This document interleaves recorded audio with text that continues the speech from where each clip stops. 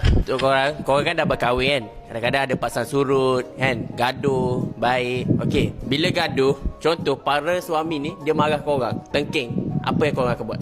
Jawab aku sendiri lah. Aku tak apa.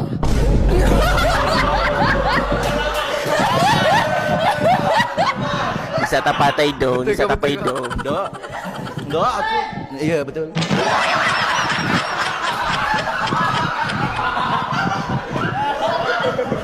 Bukan nak puji, tapi dia tak pernah tengking saya.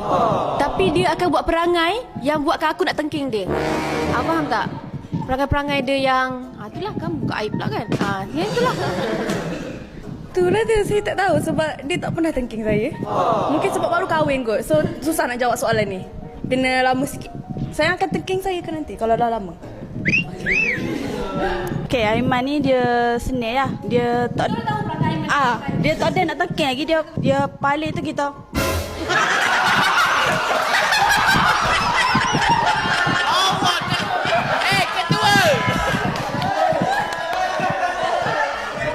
Sebab gini lah, bukan sebab gini lah. Untuk korang kat luar sana, sorry lah, bapak aku pun tak tengking aku. Kalau lelaki aku tengking aku, dia bukan lelaki yang baik.